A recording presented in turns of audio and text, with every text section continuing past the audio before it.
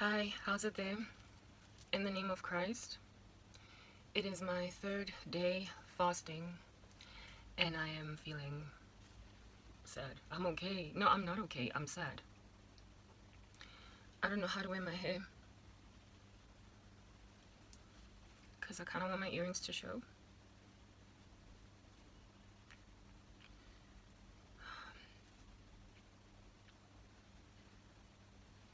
Anyway, so ever since I was a little girl, unfortunately, that's like the dream landscape of South African black women.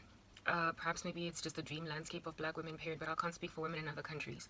Did I greet in the name of Christ? Hi there. Ever since I was a little girl, I've always wanted to be a woman. Like most little girls, a woman, literally. Woman, woman, woman, let me be your woman. Not in the biological sense of the word, but in a very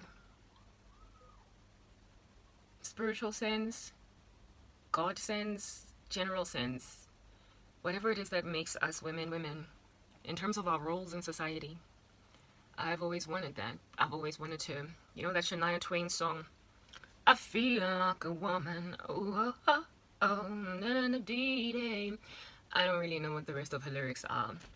I've always wanted to be a girl, a woman, in the very typical sense of the word. Biologically, I was born a woman, but unfortunately, South Africa has a problem. It's a pandemic. I keep calling it that. Where women, black women in particular, are very severely mistreated by the very men who cause them to get over their dreams when they grow up of being women. Most girls, if at all they've not been infected by the woke agenda, if they have not been infected by the LGBTQIA plus plus plus 2SL agenda, if they have not been infected by the feministic agenda that seeks to make women disregard the strength of femininity as opposed to what they call its weakness, if they've not been infected by it, they grow up tending to want to be very girly girls, like total females, whatever might be the tantamount of an alpha male equivalent, but in a woman, like the be all and end all of being a woman, and be treated as such. We want to be gloriously carried by men. We want to love the fragility of femininity that causes men to act like, handle with care, put bubble wrap on it because this is some pretty sensitive stuff that you're finding inside this packaging. We want to be girls. We want to be pursued like we're girls. We also want to be treated like we're women. So basically, we want to be provided for. We want men to man up. We want that if at all we get bullied on the street by randoms, that our men will stand up for us. Even getting into fights, yes, believe it or not, we have a low-key desire that a guy should rock up and punch the person, the man, on the side of the street or whatever that honked at you or hooted at you in some kind of funny way. While that's not a solution, violence, there is like a low key, like I said, it's under wraps, it's kind of hidden, buried somewhere. Desire in women for their men to protect them against brute beasts in other men. There is also a strong desire by women that their men should always defend their honor in the presence of other women that are just really trying to ransack them. So if she's got friends that are bullying her, he will then go on out of his way and flat out spoil her or cause her to be put on some kind of a pedestal, cause her to be basically fronted like Simba, the baby lion, when he was born on the mountaintop. It was like, yay, the boy has been born, the young cub has been born. Yeah, to be done that with by your man, like basically just spoiled and treated like you are a gem, gold, diamond, whatever, in front of these women that treated you like rubbish, so that they can realize that even though they might be crap, they might have treated you like rubbish just generally.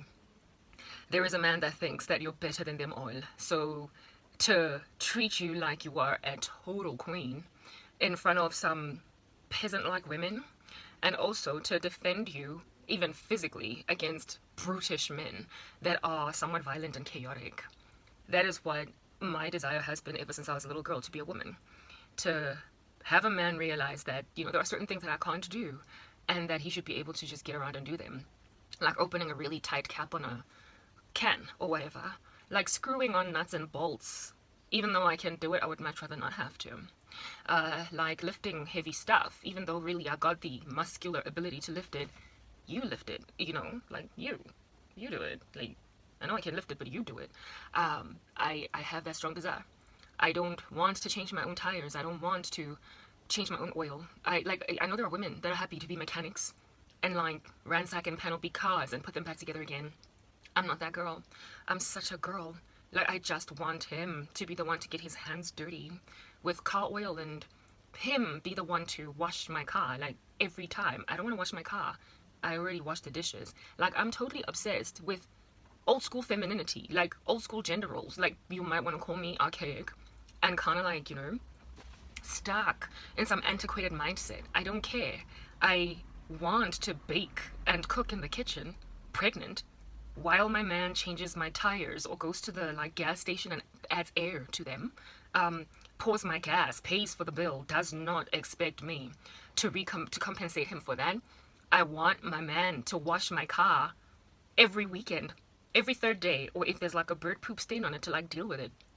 I want him to be able to be the one to notice or pick up that there's a funny sound coming out of my exhaust, and so he will go to the mechanic and figure it out, or maybe even go underneath the car himself and figure it out. I want him to realize that there is a crack on my windscreen, and so fix it, or cause somebody else to fix it. Like things that men should just like notice, in the same way that I would likely notice if he hasn't shaved his beard and so he's getting a little scruffy, and I'm kind of like going to remind him, in the same way that I would notice that there's a tomato stain, like a tomato paste stain on his shirt, and so I make him go wear a new one. In the same way that I would notice that the laundry in the house is reaching an unacceptable level and so it needs to be washed. In the same way that I would notice an additional dish in the sink. And so be disquieted by the fact that it's getting kind of cluttered and dirty, and really we don't want roaches. In the same way that I am expected to notice when a frame in the house, like a portrait, a painting, is skew. In the same way that I would notice that there is like a speck of dust on the bottom right corner of the television. In the same way that I would notice that some random irresponsible soul out here in these streets has put a glass on my wooden table, and so there is a ring there and they didn't use a coaster. I expect him to notice when my car is not sounding the same anymore. And I expect him to notice when the window is screeching, when the plumbing in the toilet is not quite operating properly because when you flush it makes a funny noise. Like total gender roles that are so typical, old school, archaic apparently. You should be chilling somewhere in the 20s. Or in the 16th century, Garabo. If you want a man of that nature, I don't care.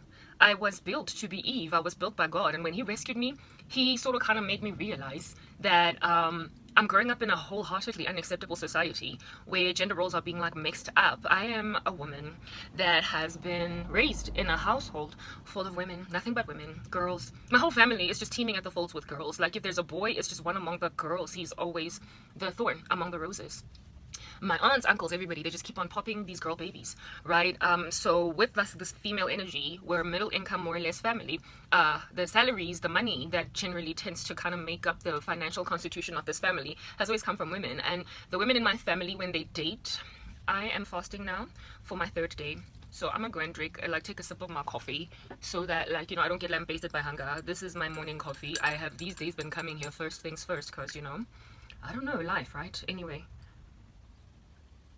My family members, them female relatives,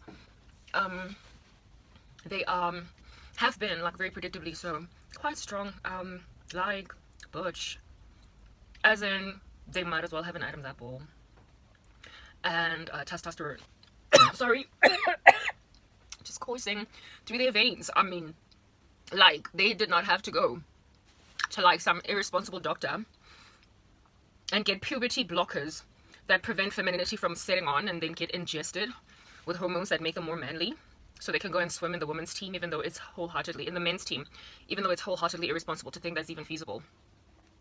Okay, my female family members just kind of get inbuilt manhood, masculinity, hey, we might as well talk with a voice hey. From simply being encircled, surrounded, just beleaguered, frankly, it's beleaguering. It's more like a siege, an ambush, by these weak men. These fluffy, luster, banana peel, step on it and you will slip and fall, break your teeth, lose your glory type men. And they marry them It's like marrying your son that just needs you to just do everything for them. He's got all the male goods, but he has absolutely none of the male qualities that make a woman's life super easy. The women in my family have been butch, like strong.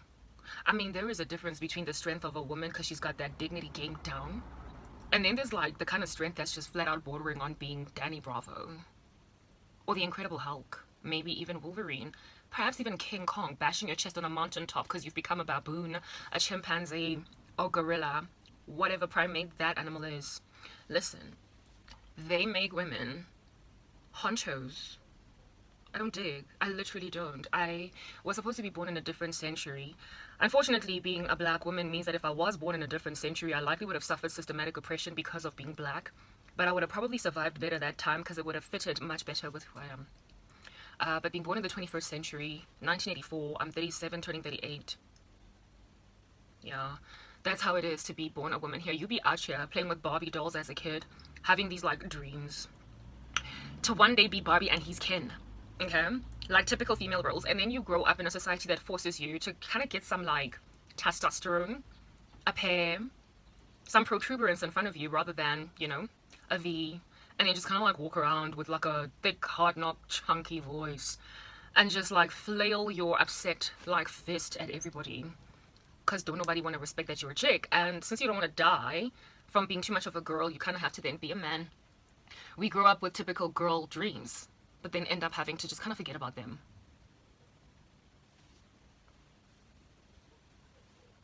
The women in my family, going back to those chicks, okay, they become like these steroidal, chunky, muscular, testosteronic beasts, and I don't like it. I've never liked it.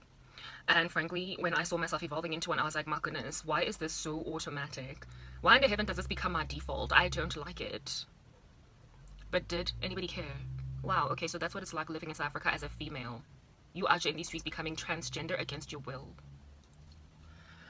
Anyway, the men that rock up in our lives, like so predictable. It's generational curses, I promise you.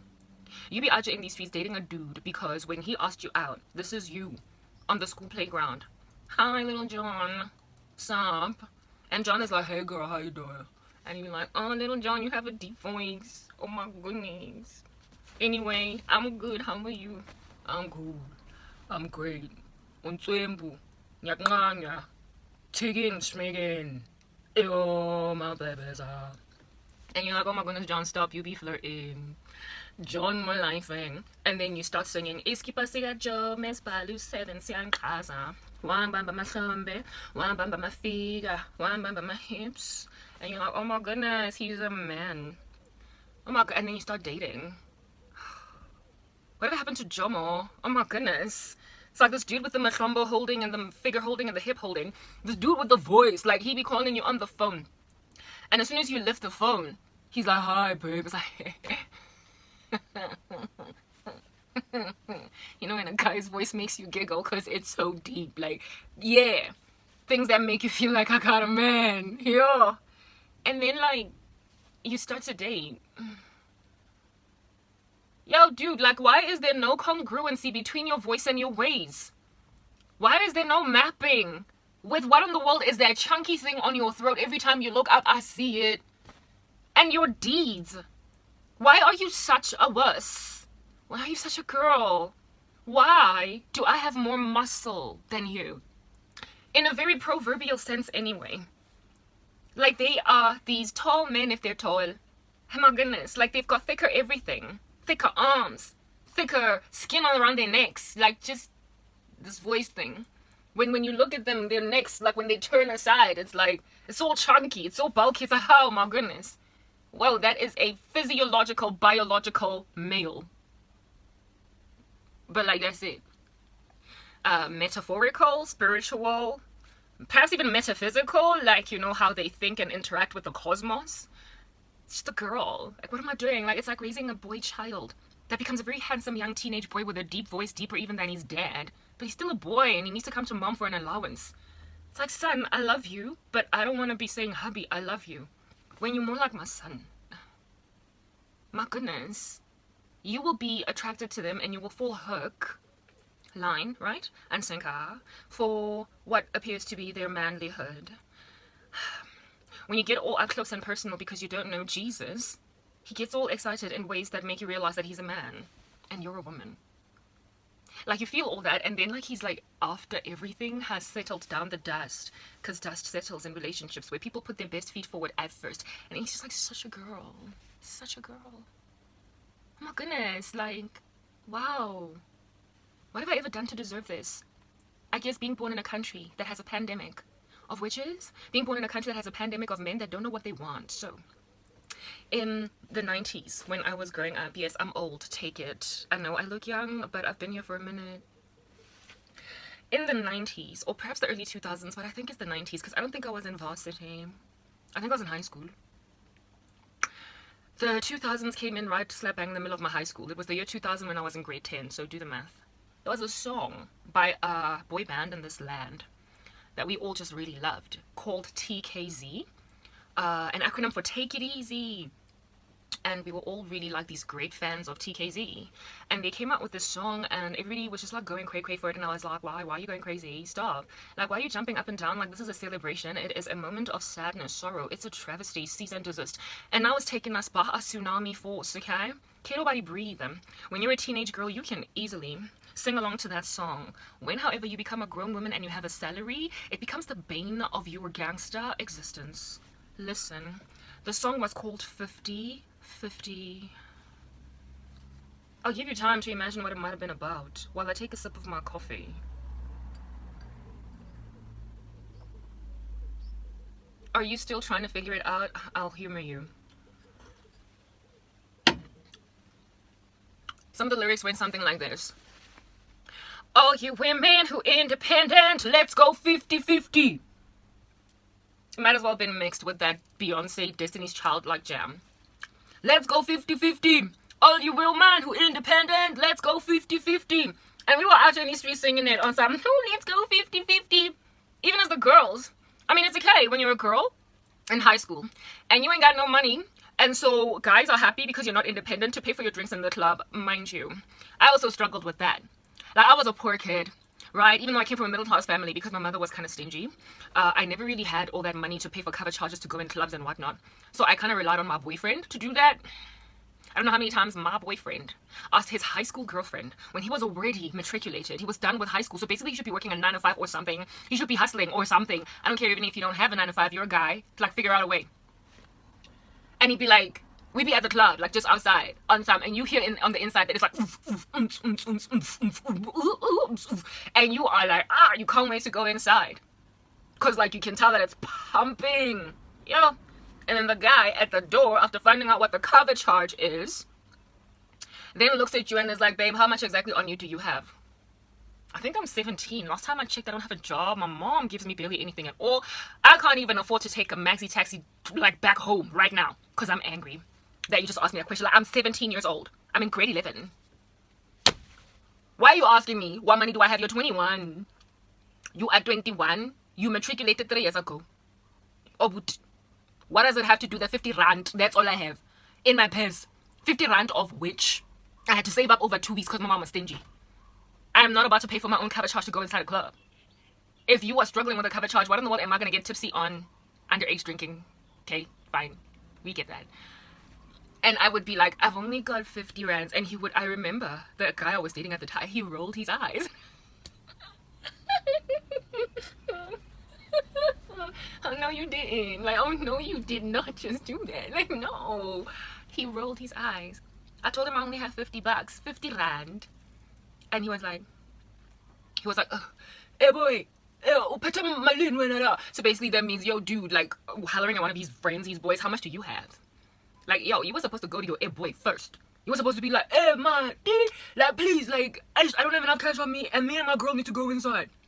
How much can you, like, you know, help me out with? You were never supposed to look at me, like, ever. He was never supposed to ask me. He's 17, like, so, I mean, how much worse does it get when you become 27? How much more does he expect you to just kind of cater to your own vehicle service? How much more does he expect you to cater to your own, like, mechanic work? How much more does he expect you to cater to your own chapped window screen, your own flat tire, your own burst pipe? I don't get to be with a man and struggle with these things. Like, no. Huh.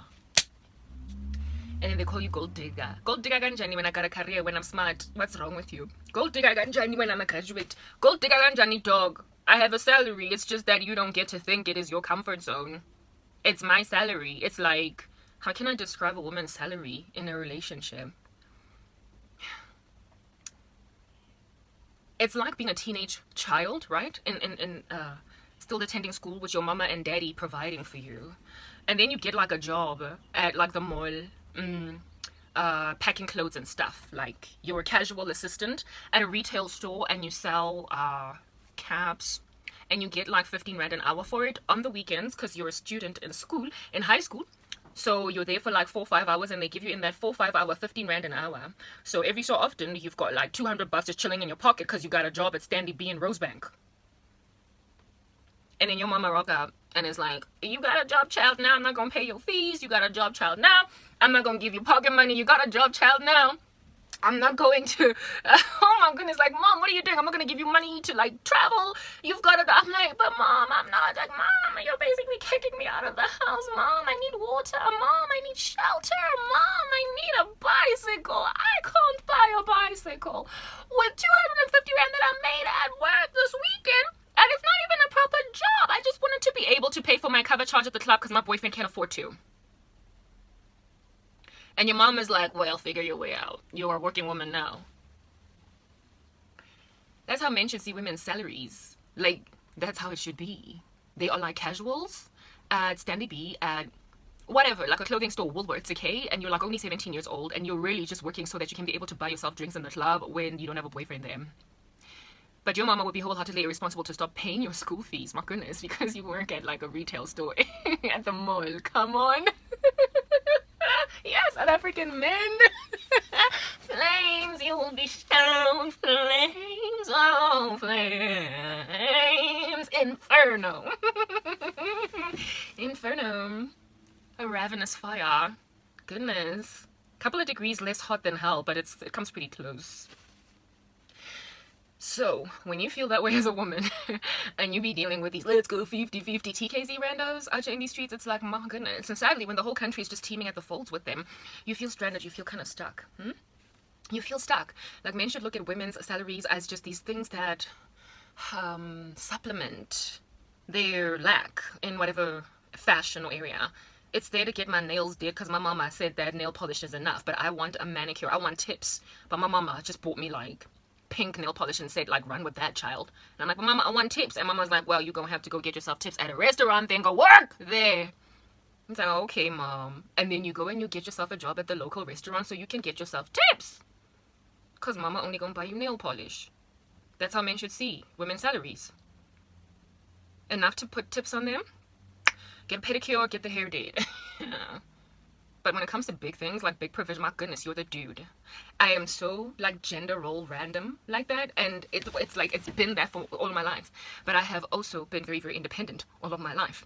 And so I found myself with these, like, random guys, these boyfriends that always just looked at what I was earning. Now, I was a high earner. I am a really intelligent woman. And so I did really well in corporate. And so I basically am the kind of chick that when I start dating a dude, he'd be really tempted to think that it is entirely acceptable for us to be going half and half on the home loan. Or even for me to be paying my own vehicle installment, and then he's paying his own vehicle installment. Dude, here's the deal, right? I went to Christ when I got saved. I was like, oh, yay, Holy Spirit. And I asked for this. I was like, Father, pregnancy looks like it's real tough, okay? Pregnancy looks like it eats women alive. It looks like the thing that's inside the belly could just completely take the woman over, period. It's like a parasite eating a host. So if you're going to survive, you just need to sit still. If you're going to survive pregnancy, all that vomiting, all that like heavy waddling like a duck thing that you do when it's like super late trimestery, you just have to sit. Like literally. And you have to like have somebody that if you like, you know, did that with your finger, they pop up like a genie in a bottle. Be it a maid or even your husband that can like literally rock up that fast from work. Pregnancy is a season where a woman should basically be declared bedridden, if at all it was feasible to do that. I want to work throughout. I said that. I literally took it to God, to Jesus. I was like, Lord, I have got I'm a hypochondriac. I'm a hypochondriac father. Whenever I'm sick, I'm really sick, even though I'm not sick. I think I'm dying every time I have the smallest little sickness. Can you imagine morning sickness? Can you imagine a baby in my stomach giving me heartburn? I'm gonna feel like a hospital case. And I'm supposed to be talking with some random fools in corporate asking them, where are my deliverables? At MTN, where I used to work, there was this like GM, general manager, very high level job, very senior. Yeah. That woman was like pregnant, right? And we saw her walking around waddling like a ducky. Literally, day before she gave birth, she was in the office. I'm sorry, like what's going? Like she did not come to work because her water broke at home that night before. What are you doing?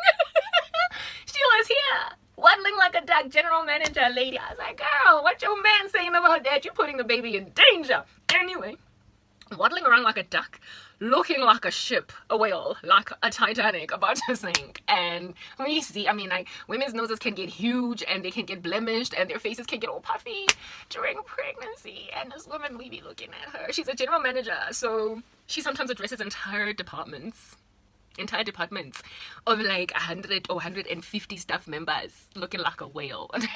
A torpedo underground, a missile about to land on a little island and just like, you know, lay it waste. She was so heavy. heavy lady. General manager, you were successful. Siyakubongela bandla we-omama. Rocking up at work literally day before she gave birth. She was in the office. MTN had 6-month maternity leave now in South Africa. Usually the standard is about 3 to 4 months, and then the remaining, to however much longer you want to stay at home, unemployment insurance fund, UIF, can pay for that, right? Or supplement your salary. The maternity benefits at MTN were really great, and that the women there could be on maternity leave for 6 whole months and it was fully paid, so they didn't have to claim from UIF. So it was like a really good company to work for when it came to, like, you know, being a woman type thing who has those kinds of aspirations when a pregnancy. Wada that was MTN. So these women got to leave a month before if they wanted to. They gave birth. Like, I even think 2 weeks before giving birth is just a stretch. Like, you're super heavy. Like, you should leave about a month before and plan your baby overnight bag. Like, there are things that people need to plan to go to hospital. Even if you know when your labor is going to be induced, so you're not just waiting for your water to break, but you're actually going to get induced, you still need to plan, and you need to plan from home. You shouldn't be stressing like no man's business about what's going on at work. And the level of job that a general manager has requires quite a lot of stress. It's a strategic job. It's a high up, like, you know, job where it is that you can't just be a dilly-dallying rando. Looking like a whale in a torpedo about to land on an island. Relax. Laying it waste. Here is this female giving birth the day after she was at work, and everybody's like, Lona, she was gonna pop light in front of us, and we blessed at least that it happened. As a bathroom, she was going, like, water was gonna break right there. In a project room, in a meeting room, like, oh guys. Like, how do you even deal with that?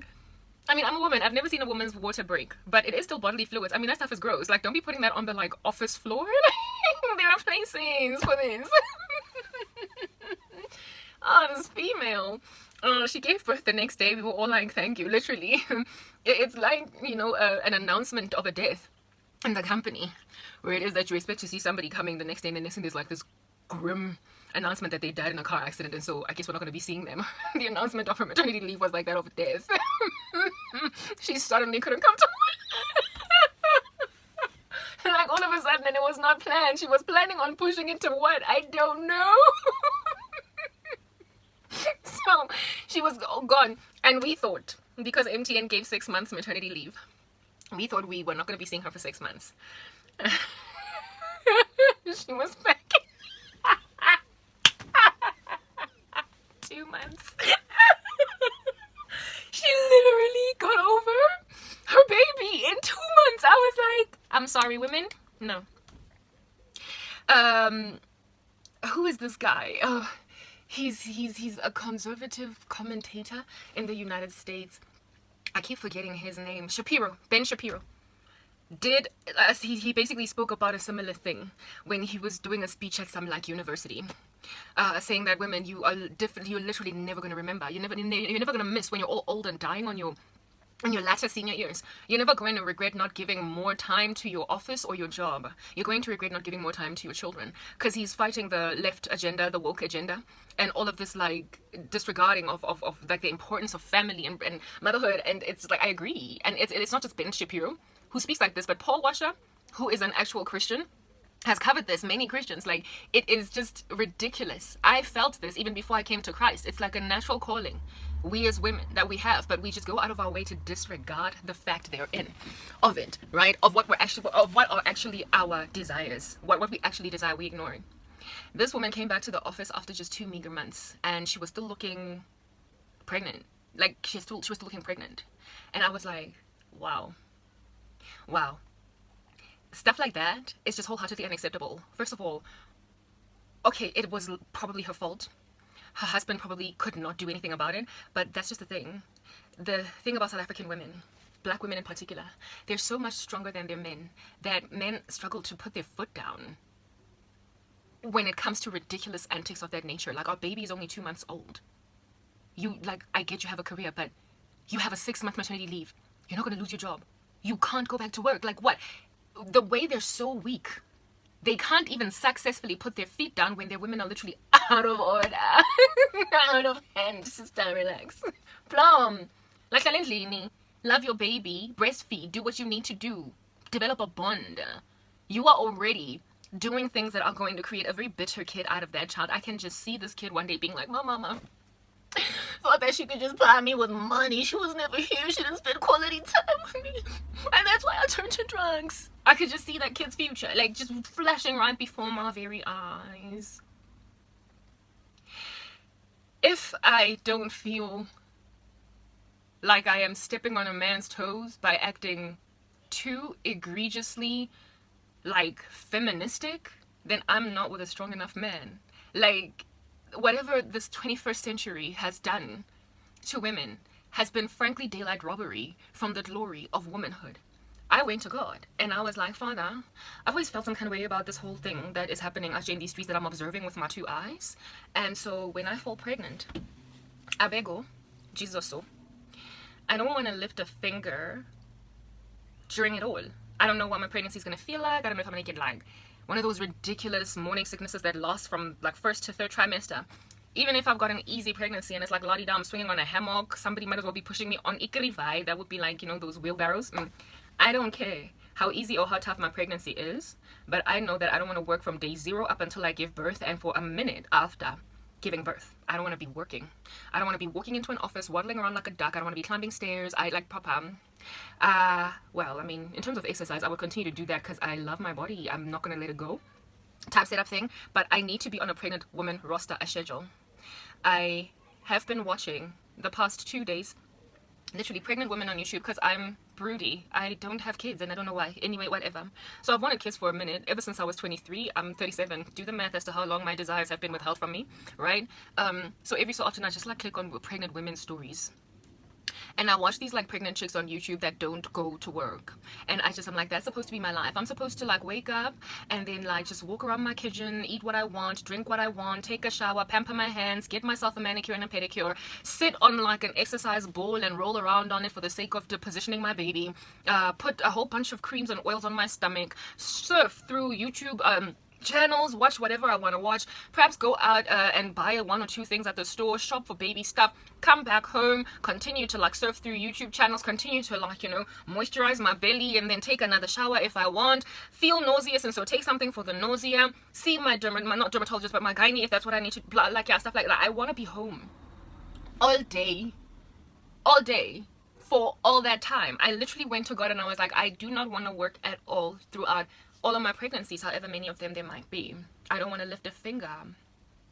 I want to, if at all I'm working, it's going to be working to record my pregnancy journey and sharing the glory of it with everyone on YouTube that cares to understand how pregnancy rolls with a person that's chilling during it all. But walk into an office and deal with some disrespectful randoms in these streets that don't have their like deliverables on time. And so stress about not meeting deadlines, like what? No, I have a deadline to meet. It's called having a baby. And it's not you, so I'm not going to be taking care of that. I went to God and I asked for that. I did. And I still don't have what I asked for because, I mean, really, do you see a baby anyway? But one thing I know is that when I came to Christ, I lamented that I'm tired of being a man. I am weary of being a boy. I am tired of getting in relationships with men and walking around like a dude wearing some pants. I want to be a girl and I want to be with a man that's just going to get what he needs to do. A man that's not going to be gauging his financial prosperity with mine. His salary, what he earns is our money, and what I earn is for nails and hair, maybe buying a new palette of lipstick. I don't care how much it is that I earn. It is still to be considered insignificant in the calculation of what we're doing out here because that's your job as a man. I, however, am not an unreasonable woman. So I would never go and make millions of rands and refuse to help out with what's going on in the house, refuse to buy a single couch in the house, refuse to buy a single item of furniture, refuse to buy a single like grocery item, refuse to buy baby's clothes, refuse to even pay for my car service. I'm not going to be unreasonable, but I want a man to understand that should I just want to hold on to what is mine, he doesn't get to be like, but how much do you have? I would never be unreasonable. If I'm making money, my household will be catered to. But I should not be put in a financial hardship as a woman and struggle when I have a man to eat, struggle to get everything done that needs to be done. So basically the loss of my salary should not make any difference in our lives. That's what I'm trying to say. No matter how big my salary is, loss of it should not make a single difference. We should not be facing repossession of any vehicle because I lost a job. We should not be facing repossession of a house because I lost a job. We should not be facing downgrading our baby's food or clothes or formula because I lost a job. We should be facing that only if he is met with hard times. Like literally a tsunami, a little bit of an earthquake should only commence in our lives if he loses his financial well-being. Not mine. Not mine.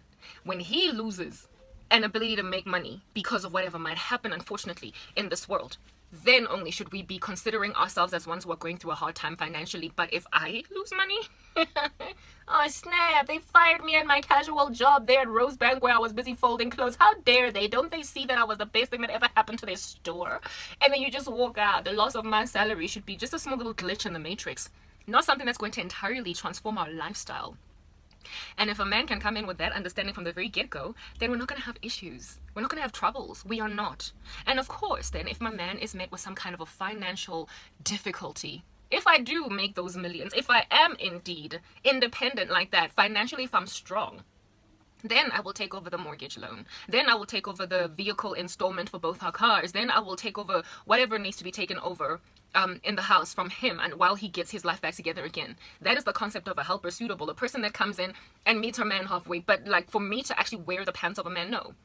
That is why I want to be able to make my own money. It is so that should my husband meet a bad bump for whatever reason, then I'll kick in. But once recovered and restored, we go back to the whole mode of, okay, I'm like a child in this whole equation and you're providing for me as a parent. Whatever money comes into my pocket is to get my nails did and pay for my drinks in the club type thing. Of course, we're not doing clubbing here. It is an analogy. I'm a Christian woman, so please, like, don't go out here with these, like, debauched, illegal, unholy parties of yours. But it is wholeheartedly unacceptable for me as a woman to continue to, you know, like immerse myself in this country where the men just don't quite get around to figuring that out fast enough. Like, it is especially a problem with black men in South Africa, and I'm exhausted. And I say in South Africa because I'm kind of hoping it's not worldwide, because if it's worldwide, I guess I'm not marrying a black man then. Like, if that's how they are, if they keep on looking at women's salaries, like, let's go 50-50 TKZ Gahamba when I go back to the 90s, boy, and live there, where that song was popular enough for us to not see any problem with it as women. But as for me, hi there, buddy. I want to be a girl. I feel like a woman. Oh. I've been wanting to feel like a woman, and I don't. I haven't been feeling like one. I've never felt like one in this country dating these random fools. Like, I never have. And when we come to Christ, we should be able to experience life in a way that we can't experience it when we're in the world, because we do not yet honor what God has determined in terms of roles for men and women. The Lord has made it clear. If a man does not provide for his own household, he is worse than an infidel. The descriptions of the Proverbs 31 woman is that she considers a field and buys it. So she is a woman that is industrious and can make money. But goodness, her man is the be-all and end-all of a provider in that space. So When you think this way in this country, you get called a gold digger. But I don't care. And I don't even know why anybody would want to call me a gold digger, because I've never been with a man that has ever catered to me comprehensively, ever. Like I said, I've always ever been the man in the equation. I've always been like the male. I've always taken on typical male roles. I've always taken on typical male roles. The other day I lamented that my ex-boyfriend, I taught him how to drive. Like things like those. I've never known what it was like to be a woman.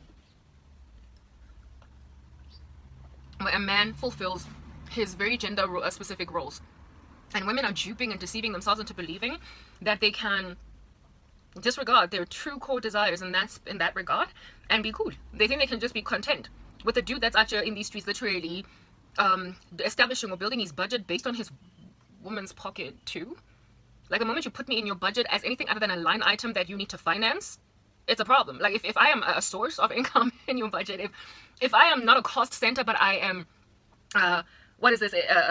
if I am not a cost center, but I'm a profit center in your little operating expenditure model, like your little capital expend, like if I am not like a project, if I'm not capex, but I'm opex for you as a man, if I am not a line item, an expense item on your income statement, if I'm not an expense on your income statement, but I am rather income, if I am a profit center as opposed to a cost center in your balance sheet, you're not my man. Like, I'm sorry. I don't want to be in corporate. I don't want my salary, the half of it, whatever it is that is my earning potential.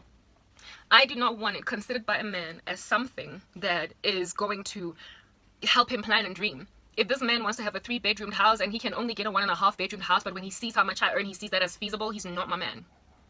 Like, unless he wants a 3-bedroom house and budgets for a 3-bedroom house, where he's going to then take me and put me in it and then cater to every last one of my needs, he's not my man. If you want a 3-bed, buy a 3-bed. But do not imagine that when you can only afford a 1.5 bed and see that my salary can afford a 1.52 and the two of us then make a 3-bed, that's not my man. And I know that because that is what I went to God and asked for. And he said he will provide for us exceedingly and abundantly above anything at all that we can ever think to ask for.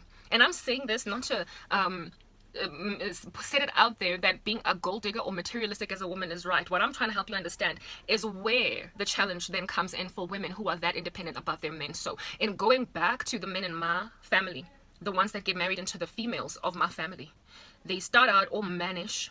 I feel like a woman. That's more like Shania's Twain's like voice in the beginning of the relationship. You be feeling like a woman. And he goes all girl on you somewhere along the way.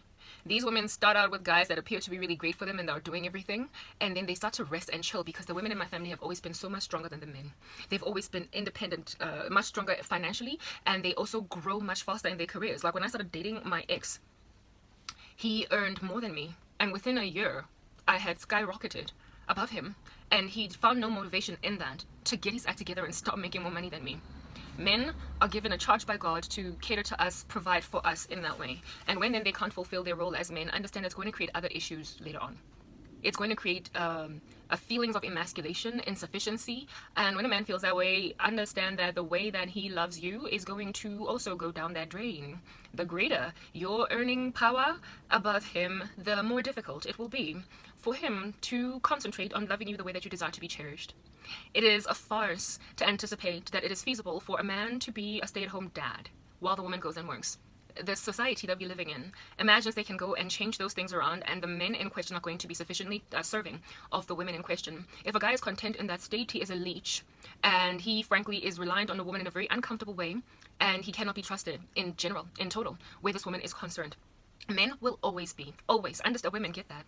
Y'all know, like, it's just basic, okay? And this is how God planned it. Men will always be inclined to fall in love with women that need them, that need them to cater to every last need of theirs, including like toilet paper to wipe their bum, tissue to wipe their noses, perfume to fragrance their bodies. Like, men will be attracted to women that need them.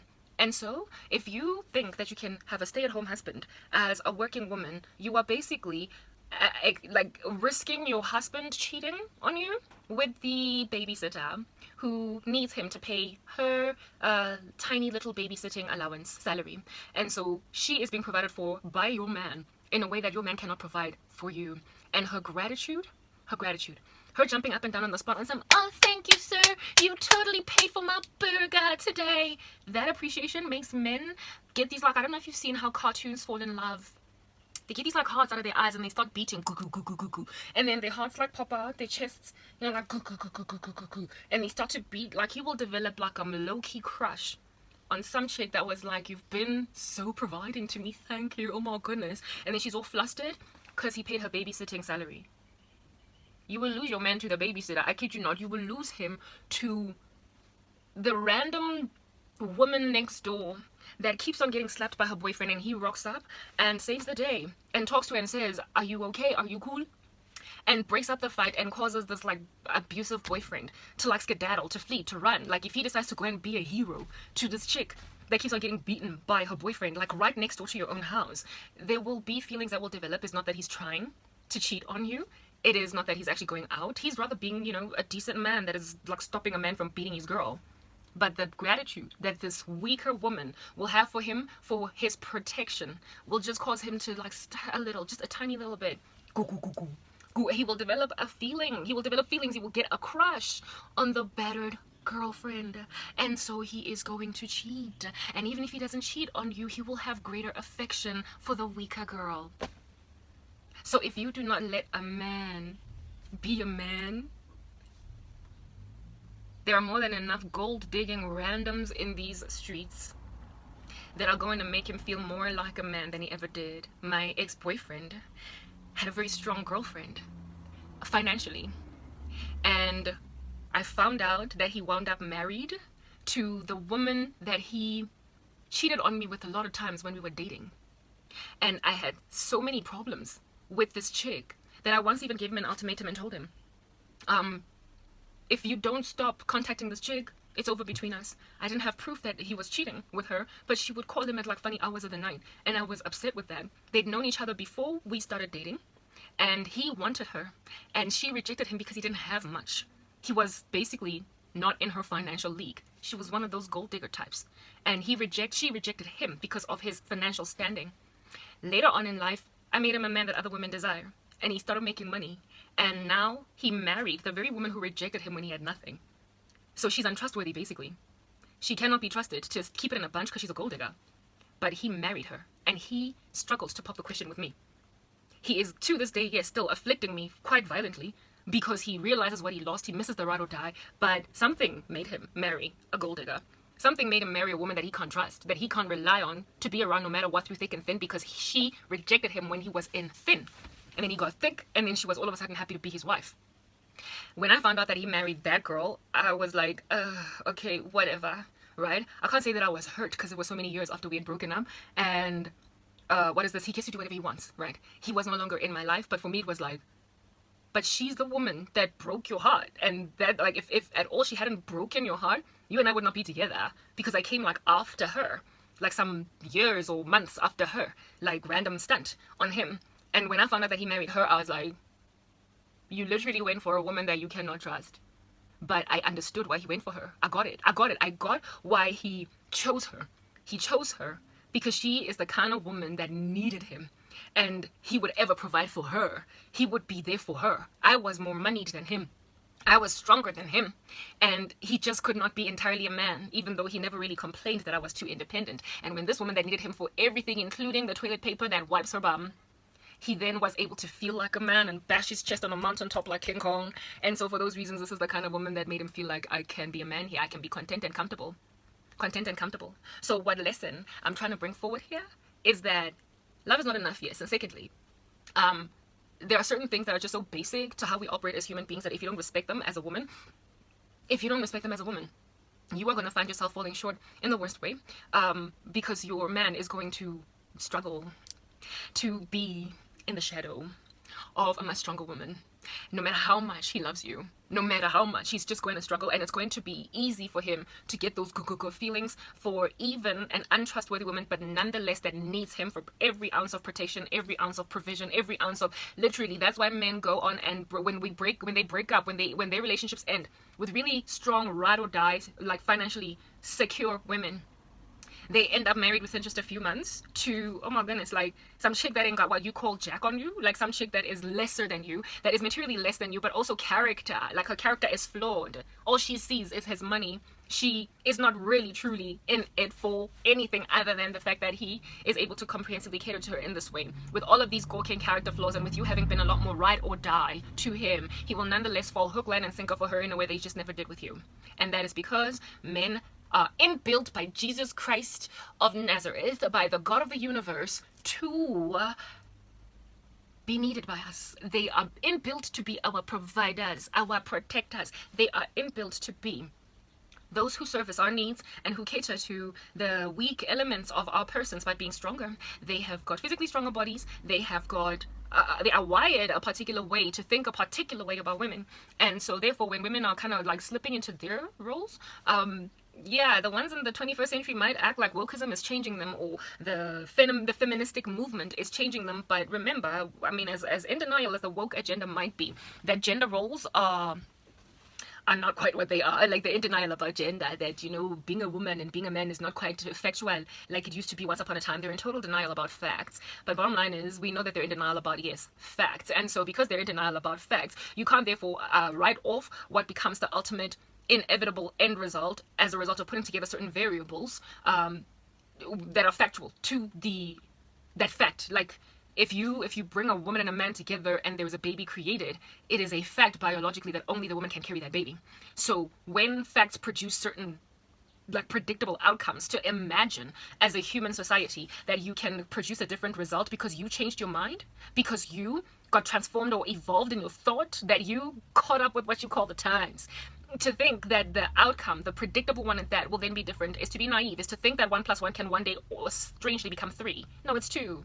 It will always be 2, whether or not you strongly desire that it be 3. So the way women are built and the way men are built will predictably produce a certain outcome, whether or not you want to believe differently. So the evolutionary movements that feminism brought about in changing the roles of women in any landscape, and the the deception, the naivety of men to imagine that they can be lesser than women materially, and in terms of provision and everything, and still be content and happy inside a marriage, to think that that is feasible is to think that 1 + 1 can one day equal 5. It'll never happen. It'll always be 2. So where it is that there is a very strong woman with a weaker man, there will always be a future of being cheated on by that man with a woman that, even though lacking the character virtue that you have, nonetheless has all the basic neediness of a woman that a man feels he can rock up like Superman or Spider-Man to cater to. Like, they want to rock up and rescue the day, and if they cannot, they will be attracted to somebody that makes them feel like they've rescued the day. And that's why good girls, great women, lose men to fluffy, character flawed, gold-digging randos out here in these streets that basically, frankly, are untrustworthy and grate these men, and also make them very antsy, restless, ever on the edge of their seat men, because they're always scared to lose these women because they're not ride or die for real. They would much rather go with that. They will likely just more naturally gravitate towards that because it's just what they are inbuilt to do. It is the South to their North, and they just magnetically get attached or attracted to women that need them. It's the way that it is. And I went to the Lord and I was like, Father, I am strong materially. I am strong. I've got these, things. I'm obviously going to be something quite gargantuan one day, but I don't want to be a man anymore, because I am predictably going to be one. Every guy that I meet, even though they start out as a men, they end up, gender, it's like they, take puberty blockers or something. I don't know. They go through a sex change, dog. Like, nah, what's happening here? It's like gender fluidity. What is going on? LGBT? No, man. They change. And so in changing, so then do I change. We both become transgenders. I become a trans male and he becomes a trans female. And so now I'm the dude and he's the cheeky. And of course, because naturally we were not born, I as a man and him as a woman, there will be ambivalences, and so he will fight to find his manhood back by looking for someone that makes him feel like a man. I don't want to get hurt. That's what I'm getting at. I don't want to get my heart all ransacked and beaten to a pulp. And because I don't want to get hurt, I don't want to take a chance with a man that cannot comprehensively do for me what needs to be done in his capacity, while I am just very typically and predictably his woman. Like, proper. I will wipe the snot off his nose if he will wash my car. Like, I will be a woman and I will nurture him, and I will be I will fulfill my role. I will do what needs to be done. I will mind cleaning up and being barefoot and pregnant and cooking in the kitchen. I frankly don't mind catering to my man in that way, insofar as he will understand that a bolt and a nut is loose somewhere on a window in the house, and yours is to figure it out, fix it. Because where I have come from, because I grew up amidst a family of females that are as strong as they are materially, we have been quite taxing on men in that we them kind of chicks to change our own oil, to chemical our own cars, to unscrew and screw back on and unbolt and bolt back on and fix and kung fu everything in the house. And then these dudes just sit there. Like my mom, I've been growing up watching her drilling holes into the wall and, you know, knocking nails in, putting frames up, electrical wiring things and figuring whatnot, like what? Like all these mannish things. And so I'm like that. And I don't like it. They call them jongiti. Like my mom, the term for it that we have is jongiti.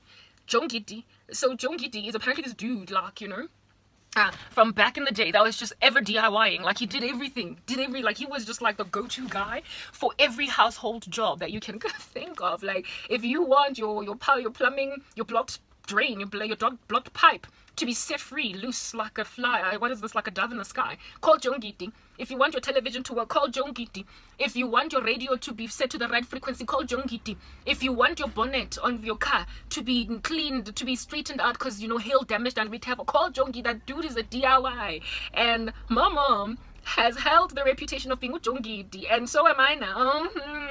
Like, I am so DIY. I can do so many managed things, and it's just hella uncomfortable for me. It's entirely uncomfortable because my ability to do manage things has been groomed by South African lacklusterness when it comes to our men. These randoms who love to go 50-50, who look at women's pockets in order to substantiate their own pockets or to supplement their own pockets. These men who imagine it is okay to ask a woman to pay half a bill at the restaurant. What are you doing? These men who think it's okay to go and ask his girlfriend how much money she's got outside the club so that we can all just club together in order to pay the cover charge. These random boys that become these typical men, these miserly randos that out here in these streets cannot cater to the comprehensive needs of women, and so also can't put their foot down when women go to work all the way up until the day before they give birth and go back to work 2 months after giving birth, like these men who take that kind of nonsense in a wife. I don't want them, but I am unfortunately, I have unfortunately been predestinated or groomed, or it seems, or determined by Satan to end up that way. And now I want to be a girl. Ever since I was a little girl, I've always wanted to be a woman. Only because in my country, as a black woman, you just can't be a woman. Because our men are wusses. They're miserly, and they don't even realize that it's the worst thing that they need. It is the worst thing. They can't settle for it either. They can't take it, because once they are with these women that cater to mannish components, they start to salivate longingly with their tongues ever wagging, or, you know, like, what's this, panting like a dog after women that just are absolutely in dire need of a little bit of a Clark when she's Lois, a little bit of a Mary Jane when he is Spider-Man. They want to rescue women, and so they wonder. That's why they end up having these little flirty relationships with the secretary that's just ditzy and needs him for a job, needs him to be okay, needs him for bus fare. How you gonna cheat on me with a chick that don't afford bus fare when I'm an executive? I am not saying women don't go for your careers, but do not allow a man that is materially less able than you to take on anything.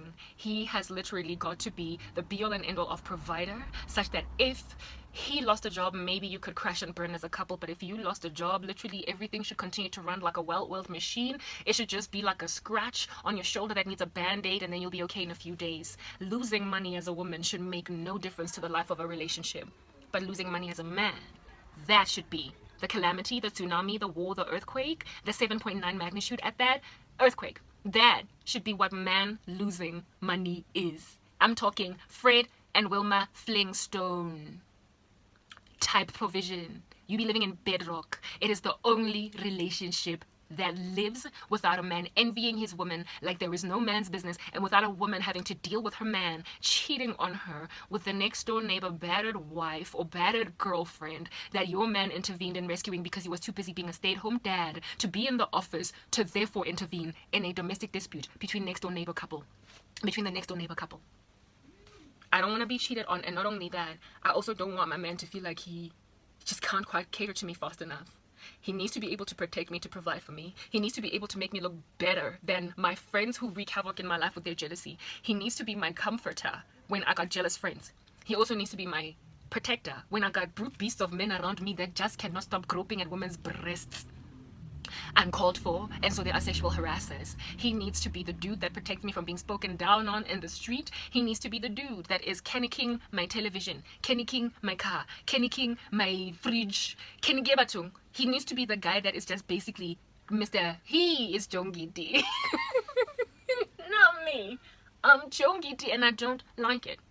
If I tell you how many times there have been like random fix-it-all men that come here like to do stuff, like men that are either plumbers or electricians, or they do any kind of random stuff of that nature, and my mother has not been able to get sufficient help from them, and then I look at the matter and it gets fixed.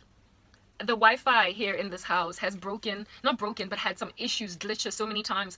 There was a time when my mother was on the phone like almost all day with the service provider, I think Vodacom or whatever, and they could not freaking figure out what in the world was going on with it. I went online and I troubleshot and I figured out what the problem was, and she did not have to pay a single cent to get somebody to correct the problem. Like, you know, when you are so DIY that you literally go to school for everything. I don't know how many issues in my Mac computer I have fixed myself. I don't know how many like physical issues in this environment I have corrected on my own. I put my light fitting back together again. It was detached from the ceiling and I put the plug back together again, and I'm about to do something of that nature. So I can do these things. Like, it's already over. It's a done deal. I am Jongiti. But it would be really great if I could find somebody who, even though I've been made such a hulky, bulky, chunky, Danny Bravo type female, like basically a trans male, it would be really great for a guy to wean me off that. Like, to be the one to open my cans of Coca-Cola because they're too tight, instead of me eventually figuring it out by grabbing Ifadugu and Prestic and putting it under some hot water, and then eventually after like 10 seconds, yes, I don't want to win the competition of finally servicing my own car. All grubby and greasy. When I'm all this fly, like, I need to be clean, and my nails should not have any grub underneath them proper. I will wash the dishes and you will wash my car. It's that basic. I want to be weaned off Jongiti. I really do, because I want to be a girl. What do you want to be when you grow up? I want to be a woman. I feel like a woman. Oh, oh, oh, oh. So I can understand why the Lord made me as poor as I now am today, because it would have been really difficult to get the desires of my heart, hallelujah, amen, that I prayed for from the Lord Jesus Christ, with the level of financial independence I had back in the day with my career. I kid you not. With the kind of men that dwell here in this country, they literally go out of the way to look for women that will cater, that will cater to their lifestyle needs. There is a dude, Grandschap, that I met just shortly before coming to Christ, that I wanted to leave my ex-boyfriend for years. I said that he was too much of a girl by the time our relationship ended, and so for those reasons I just wanted a man. And this dude was just like flying high. Like, when I looked at him, it's like there was music in the background, and I was like, that's the kind of man that I'm looking for. And I was so intrigued by this guy, but he had a girlfriend. I was like, I was in the world, so I didn't have I didn't have a moral compass that was like heavenly or whatever. So I wanted to steal him, because I mean, it's like, you have a girlfriend, I have a boyfriend. You know that song by Dej Loaf and Jacques? Can we get a room when we don't gotta tell nobody? It's just me and it's just you, and what we doing here is private. Put your phone up. It's midnight. Yeah, whatever. I know you really, really want it, but you belong to somebody else. Both want to be together, but we can't work. Yeah, I was thinking that guy there. So can we get a room? I was in the world, so I wasn't born again. I was above that random let me steal a man life game. I wanted to steal this dude. He had somebody, I had somebody. You belong to somebody, both wanna, yeah. We were on that tip, both of us. We were out here in these streets trying to go out on both our partners. And I was like, I'll do it, I'll leave him if you leave her. He was so perfect. We went on one little date, nothing happened. And I was ready to literally just bust my whole life for this guy, because he was like mannish. Do you know why I liked him? He was such a man. Like, I had my own car, and I remember that first date that we went on.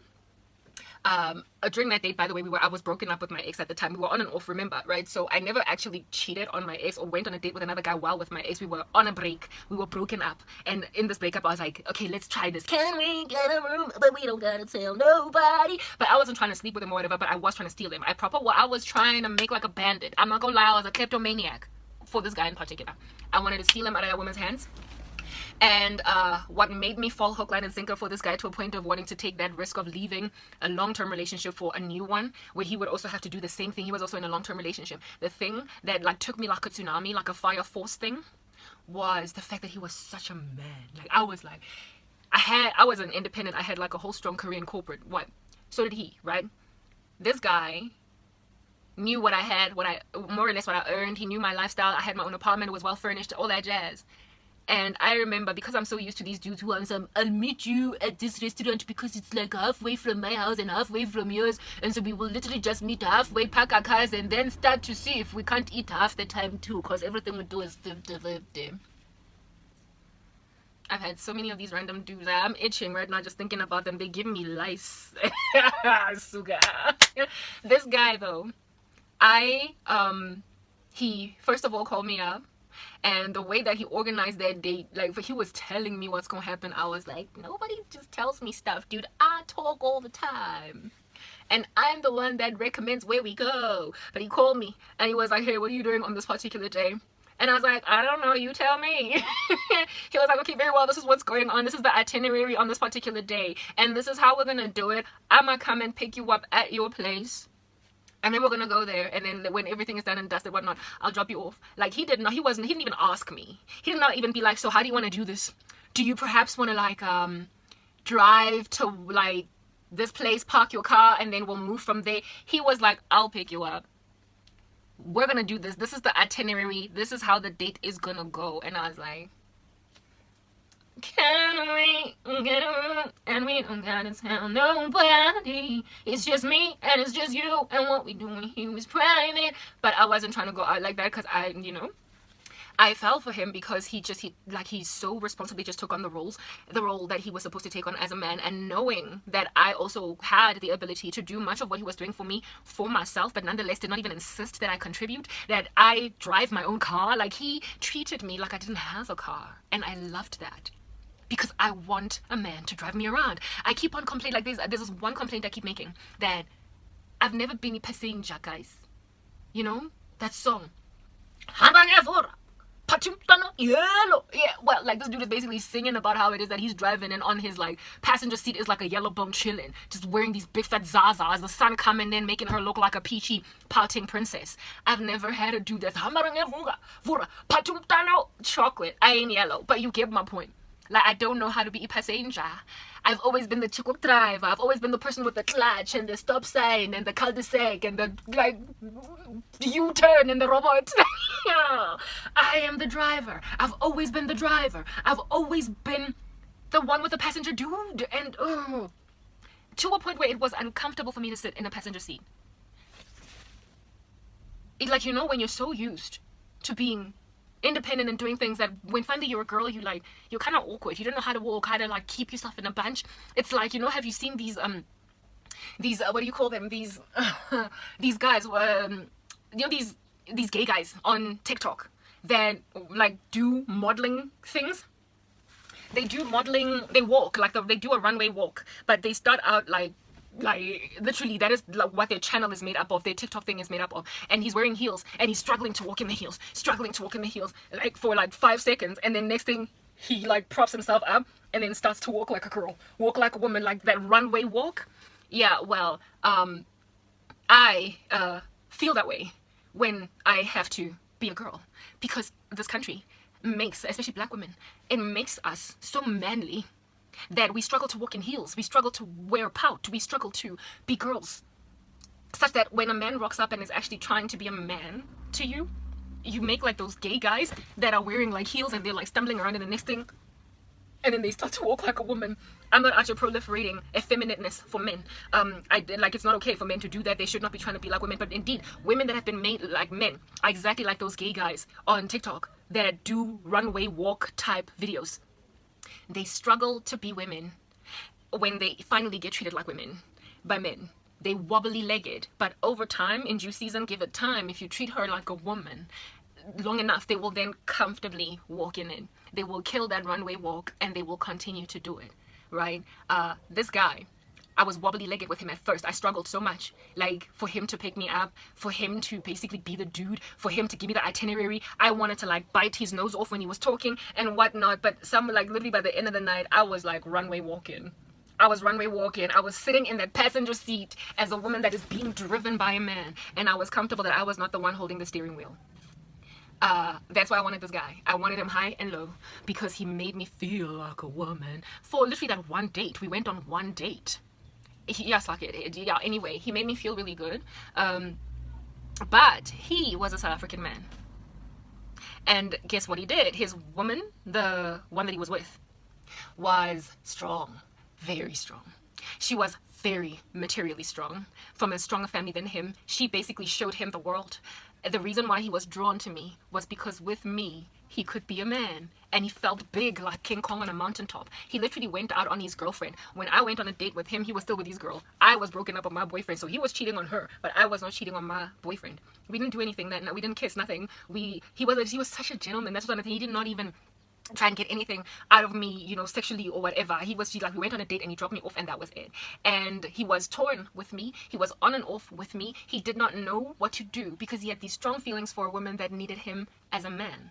But he was with a woman that was a man in the relationship. And he chose her over me, maybe because she was around first anyway, but he chose her over me because that's just what South African men are like. They would much rather be with a woman that improves their lifestyles rather than be with women whose lifestyles they improve. But later on in their relationships, later on in their marriages, they then realize that they don't feel like men, and that's when they go out on their wives and they want to cheat on them with women like Arabo who just need them. You just need them so much because she's groveling and her car is not licensed and her car is not serviced and everything is everything is so heavy right now. Like, what is going on? And this dude rocks up and makes a woman that is staggering about walk like a diva on a runway ramp. Y'all need to understand you got problems, black men. You've got problems. Lena Lematata, you like cocoa, mina yiga cocoa, nihlala eslatini, la in a jungle, angazi ukuthi ngenzani, going from left or right, spinning on this button, jingle top up, but I'd rather have a woman with no cocoa puffs, ayo. Problems. So because I have observed these things over the season, I now know what it is that I am happy to accept and what I will not accept in a man. I don't want a dude looking at what I can do for him. I want a dude that knows what he needs to do for me. And I will then automatically fall into my role. Plus, because I'm not selfish like that, I will not then break a man's bank or insist that he basically kill himself just to provide for me. But if he does not know what is just very foundational and basic with him, what he needs to do in my life, then I'm not doing this because I don't want to be a man. I don't want to be a man. I want to walk in heels, even though I started wobbly-legged. I want to be able to finally do a runway walk in heels. I want to be weaned off my Joan Giti status. And I see why the Lord therefore had to impoverish me. Because the only way that a man, the only way that I would finally accept being taken care of that comprehensively by a man is if I don't have anything. Then only I would start to feel like Shania Twain. Like a woman. Ooh, oh, oh. Then only. I am in the ripe and ready perfect position right now to be comprehensively catered to by a man because I literally have nothing to my name. It would have been very difficult for me to let a man do everything for me if I had money. The thing that made my boyfriends relax back in the day was the fact that even though they started out catering to every one of my needs, because I was so strong financially, they stopped. And so roles changed and I suddenly went on a transgender operation and I found myself a trans female later on, or even a drag queen, whatever. And I don't want to do that. I want to be a girl. Through and through, I want to be a woman. I don't want to be a Joe Ngiti. And women, your desire in this woke society that is as wretched as it is, to have everything, literally all your bread buttered on both sides and all that jazz, it's not going to work. You literally need to realize that God has set you apart to be a particular thing in a way, and so too has He set apart men to be a particular thing in a way, and your desire to change that is only going to make you wholeheartedly unhappy in a relationship. I knew what I wanted when I came to Christ because I knew that I didn't like being a man in relationships anymore. But some women never get to that realization that feminism is actually killing them. It's eating away at their core. It's eating away at who they are and what they actually truly desire. They wake up only later on in life. They miss out on opportunities to be really great moms, and they also miss out on the joy of pregnancy. what it is that pregnancy is supposed to feel like, how it is that you are supposed to have your first, second, and third trimester, how it is that the glory or the joy of that entire season of carrying a baby feels, is often robbed from women by their jobs, their careers. You cannot concentrate entirely on enjoying your pregnancies because you're so busy trying to be a CEO. And I'm not against you as a woman trying to be a CEO, but you need to know that from the day that you fall pregnant all the way up until you give birth, maybe even a year afterwards, you should probably take a sabbatical from being that CEO.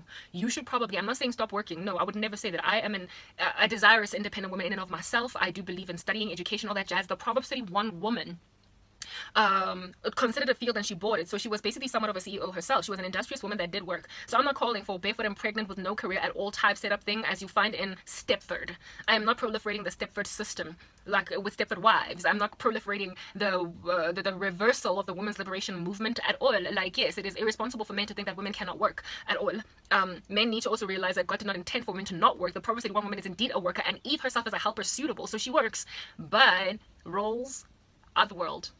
Literally, walking in your role as a woman will make a massive difference in how you feel loved in a relationship. A man feels loved by being able to provide, by being able to protect, and being received in that way, and then respected by a woman for what he does. A woman feels loved by being cherished, by being pampered, by being catered to by her man. And if you take that away from him, he will fall in love, even with a lackluster woman in comparison to you, only purely because she enables him to do all that for her. So, having spoken at length like that, I do not want to end up like the women in my family, who many of them today are either married to or divorced from men that literally transitioned from men to women like a trans sex change inside their relationships. And South African men have got this disease inside them where even though they strongly desire to be men, like men, in their relationships, they nonetheless boomerang right back to stronger women because they want their lifestyles to be supplemented. It is a generational curse by women. The guy that I was like Dej Loaf to, and he was Jacques. Can we get a room? I know you really want, like, yeah, but you belong to somebody else. Yeah, that Okie. He was drawn to me because he could provide for me. But then he ended up married to the woman that was rather providing for him or supplementing his life. He will find misery somewhere along the way in that. And in that misery will then probably likely miss me or end up with a woman that is similar to me, but a different one, because I would never ever go out like that. They end up cheating. They end up harassing their wives with lesser women than them because they are made to feel more like men in that state. So these South African men that are on some let's go 50-50, let's go 50-50, this TKZ rubbish song that was like sung back in the day, their persistence that we go 50-50 with them eventually, ultimately, in the long run becomes the bane of their existence. They hate it when women are catering to themselves, and they can therefore not do much for them. Their manhood is put in question. They're emasculated by the prospect, and so as a result of their desire, of their feelings of emasculation, they then become passive aggressive and hostile against you in a way that you cannot at all correct. They become hostile in a way that you cannot conquer or overcome. They literally stop listening to you. You can't encourage them. You can't help them. Like my ex-boyfriend, when we started out in our relationship, he heeded me. Hey, like I was a helper suitable entirely. His life was starting to do a 180. He was becoming such a strong man. But then I started to earn more money than him. And I started to become stronger than him. And that's when he's literally, everything I said went in one ear and got out the other. It went in one ear and left the other. When he lost his grasp as a man in the relationship, he lost his interest in hearing what I have to say. He felt like he had some manhood to hold on to, and so what he's going to do to gain it back is to not listen to me. Basically, he had this mindset that you don't get to cater to every last one of our needs and also tell me how to run my life or how to walk or how to be. So I couldn't advise him anymore. I couldn't be the wind beneath his wings anymore. I couldn't be his helper suitable. I could not be the breath behind his communication. There are many women that have run countries, literally run entire countries behind their husbands because their husbands were presidents. They're the ones that write their speeches. They're the ones that basically are the like vocal cords, but the men are the ones that speak. Women who are able to shape entire destinies of futures of countries because they're speaking through men, because their men are their faces. If at all you're going to be that kind of helper suitable, where you are the bone, the skeletal, the musculoskeletal structure inside the body of a man, and you help him take one step and another step and another step, and he moves and motions and dances through you. You are literally almost like a puppet on a string. I'm sorry to have to use that analogy, but you are the wind beneath his wings. If you want to be that to a man, if you want to encourage a paradigm shift in a society through a man, the only way you're going to get that done is if this man feels comfortable and safe to let you be the wind beneath his wings, to let you be the helper suitable. And the only way that you can be a helper suitable to a man is if he is comprehensively catering to you and your needs as a wife. If you want to change a nation, women, you need to change it through a man. because this world is unfortunately a man's world. You just gotta take it. It is a patriarchy. It's how God created it. And so the best societies are run by men. And that is something we just need to accept. But if you want to change those societies, you gotta do it through your men, women. But a man is not going to let you be the wind beneath his wings if he feels like you are basically running the show. I know that now. I've been saved. I know what I desire. I want to be a woman. I do desire my land to change. I do desire the way that black men treat women to change. I do desire the world to be more righteous. I do desire children to be weaned off the stupid woke agenda. I do desire many things to be done, but I also realize that my best bet at getting these things done is through a man. And so, I gotta find one that's going to unjongitify me. I gotta be weaned off from being a man. I don't want to be a man. And today I am about to do mannish stuff, and it grates the living daylights out of me. It's taking me forever and a day to eventually get around to it. Because frankly, with every bone in my body, I would much rather somebody rock up here and do this electrical work for me. I'm tired of DIY doing everything by myself that men are supposed to do. I want to be in the kitchen making puff pastry while he puts together my electrical work. I want that to be the fact of my life, but it currently isn't. And there is no man in my country right now that is South Africa that is happy to come and wire my lights for me that I bought the other day at Leroy Merlin while I go and bake a full meal, not bake a full meal, what is this, cook a balanced meal in the kitchen for us all, and then walk into a house whose light fittings are operating so that we can have a nice dinner with the lights all dead. I can't carry on like this, and I don't desire to. I hate that I'm so manly. I'm 5 seconds away from popping a beard or two. I would love for my man to put the estrogen back in my bones while he gets magnified in his testosterone. Typical gender roles. I was supposed to be born in another century, another decade, another millennia altogether. But I'm born in this one. So I'm trying to restore the glory and the beauty of old school womanhood in present day womanhood. If I can have it in my own household alone, I'd be grateful. But it would be great if women were to realize that the best way to find joy and happiness is to acknowledge how God created them and what he intends for them, and that the Lord has no desire that they should not use their gifts and talents. He gave us gifts and talents. We must be stewards of them. But there is a way to walk in your gifting, the comprehensive one at that, while still being a woman entirely. God would not give women gifts and talents and say don't use them, rather stay barefoot and pray in the kitchen. You can't run a company. God would never give us the gifts and the skills and the talents to run companies and then say don't do that. But the Lord would also not take away from women permanently the ability to be women. Is not his will. How do you then get that right mixed in one bunch? We need to realize basic things that just cannot be compromised. Men need to be men. Women need to be women. Men need to be enabled to thrive above women. Men need to be enabled to be stronger materially, positionally above women. And men need to feel comfortable to allow women to be the wind beneath their wings. And the only way that men will allow women to be helper suitables is if they feel as if though they are the be all and end all of these women's provision, protection, and such things as those. So South African men, you're losing me because you're such girls. Look at me in my poverty. Because you are as materialistic as you are, and because you use women to supplement your pockets, because you undermine poor women who are women in a position basically to enable you as men to provide for them comprehensively. You have left me isolated and stranded. You have left my life to just wither away. You've watched my vehicle get dirty, parked like right here.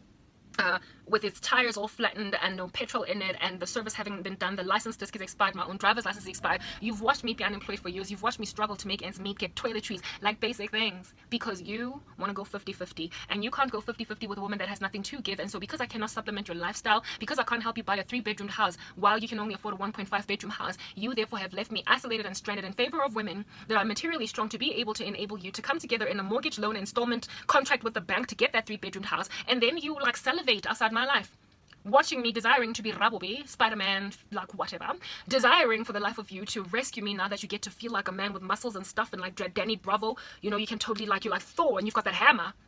You now want to be Thor and rescue me because you want to be a superhero, but you're like you're married, or you are entirely too shallow to be with a poor woman. On the day when men in society are too shallow to be with poor women, we have lost our way, because women get to be poor while men get to rescue them from poverty. Like literally, there was a time in history when women got out of obscurity because a man came and married them, and you have entirely neglected that, and you think you're cool with it, you think you're content with it, you think this revolutionary woke movement or this revolutionary feministic movement that has taken away from gender role stereotypicality, you think they're beneficial, you think it is right and fit and proper for you as a man to refuse to rescue a damsel in distress when God has built you to desire that strongly and to feel really pampered by the prospect of rescuing a woman from squalor. You literally think you can forget your gender role as it has been built inside you by God and be happy in a marriage with a little bit of a Danny Bravo female. A trans relationship where the woman transitions to being a man, so she's a trans male, and the man transitions to being a woman, so he's a trans woman. So it's basically like an LGBTQIA relationship, even though both of you are full-blooded heterosexual males and females. It doesn't work that way. God is the same today, tomorrow, and forever. So therefore, what he built us to desire will be the same no matter how much society changes.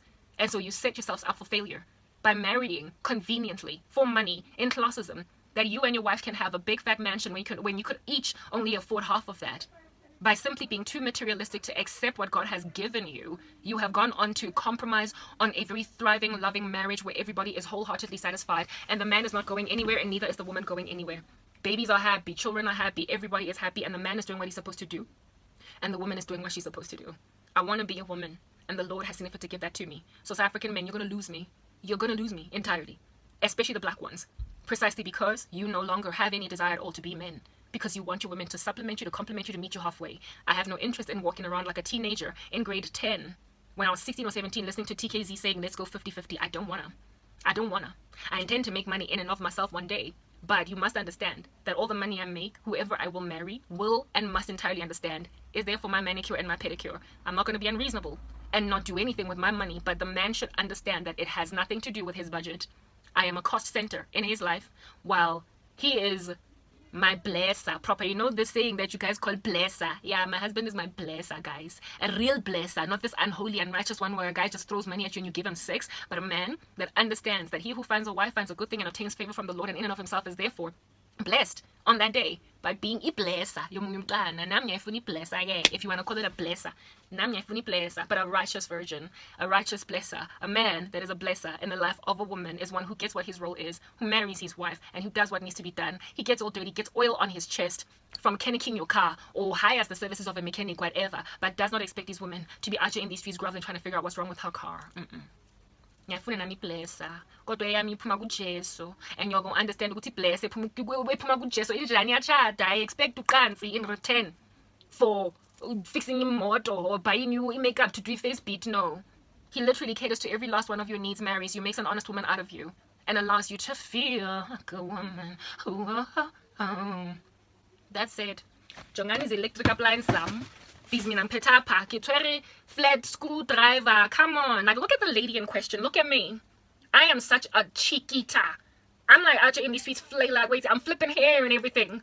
I'm 5 seconds away from having those hard knock long nails. And yet I'm holding 2 flat screwdrivers, 3 flat screwdrivers, and a star screwdriver, and I am about to install lights. I'm about to go and cut up a wire over here in order to go and make my light fitting a side lamp as opposed to something that is going in the ceiling, and I've gotta be a man about it and figure of you say, what is this? I don't know what this is. Do I look into it? What is this? Like, seriously though, I need to know. I don't know what this is. I don't want to read a manual. I don't know what's going on. There are all of these parts that I have to figure out how they work, and I have to, oh my goodness. Alrighty, so I gotta read a manual. Like, I have to do that.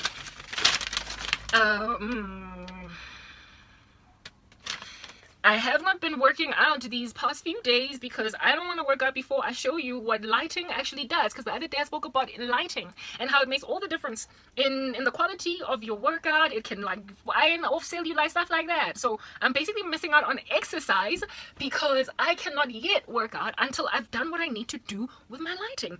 And here is Karabo sitting over here. I really like, oh.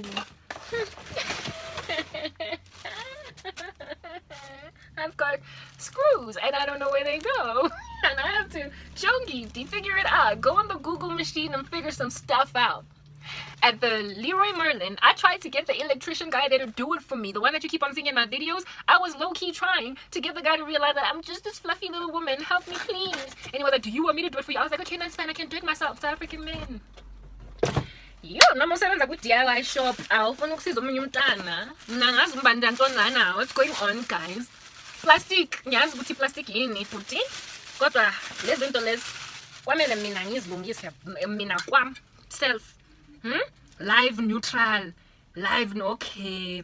So what kind of a screwdriver I'm doing? Unscrew up. I gotta unscrew up and this show. What puts in?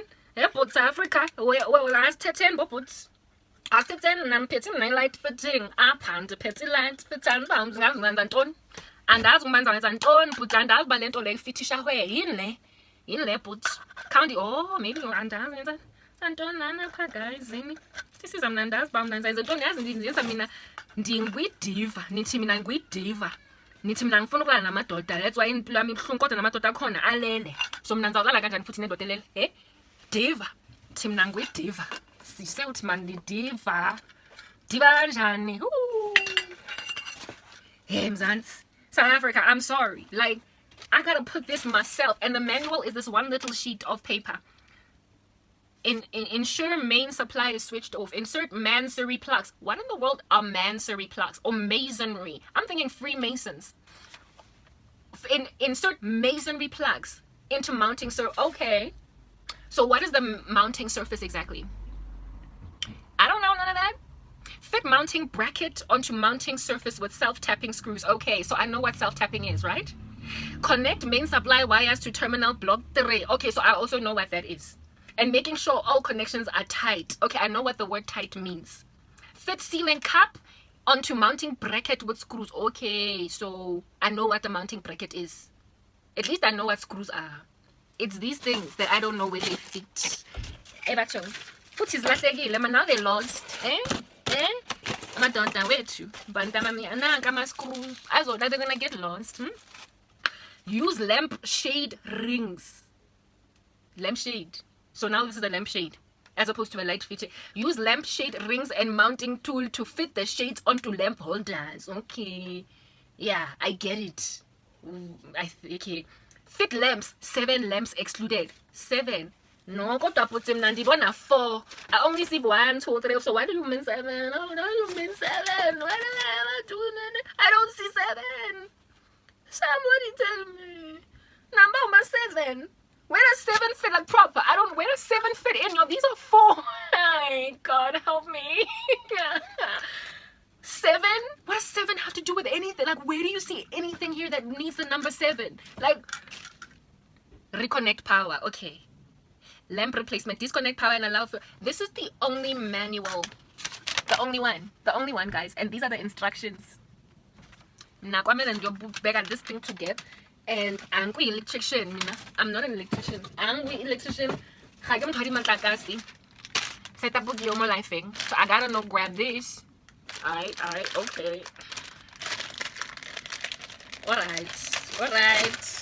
My daughter too. Shame on you, but shame on you, brava. Shame on you for making me drunk it again. I'ma figure this out. But I hate that I gotta do that. I'm just saying. I am going to figure this out, but I hate that I have to do that. Alright, put it so live and neutral. Remember you told me I need flat screwdriver? Let's see which one fits, because I got 3 different ones, eh? Like, I got 3 different flat screwdrivers. There's the first one, there's the second, there's the third. The fact that I even know what a flat screwdriver is a problem. Okay? This one is definitely too large. This one is definitely too...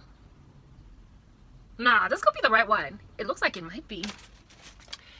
I'm pressed to pee, you guys. So I'm gonna go and use the bathroom before I try and figure this stuff out. Alright, but these are the things that I'm talking about. This is the random rubbish that I have been subjugated to the tyranny of by South African men. Like, it's unacceptable that I have to figure out where the number 7 fits into a light fitting that only has 4 sections. I'm smart. Like, I did maths and science in school. I did some pretty complex mathematical equations at university. I'm clever. I'm gonna figure this out. But like Ben Shapiro, I'd much rather be sitting eating a big fat chunky watermelon while being heavily pregnant and spraying some like anti-stretch mark cream on my stomach while eating ice cream while I'm at it, waiting for my baby to get born, surfing through things on YouTube, and then preparing dinner for my husband to come back home and just figure the stuff out later on. Like, yeah. Like, he'll sit on the floor and like literally open a mat and just like throw these things around, read this thing a million times, wonder himself, 7, why 7? And then be like, oh, thing, that's where it is. I'm clever. But really, my brain, I want to use my brain to figure out how to make a baddest puff pastry in the game. I typically, very predictably want to be like an old school wifey. I don't want to know what's a star screwdriver. And if I find out, I only want to find out because my husband is on a business trip for 10 days and my baby's pram is breaking apart. And even then, I might just hire somebody to do it because he's going to send me money and then I'm going to pay some other dude to fix my baby's pram. Or maybe even just go and buy a new one. I don't want to know what a star screwdriver is, but I know.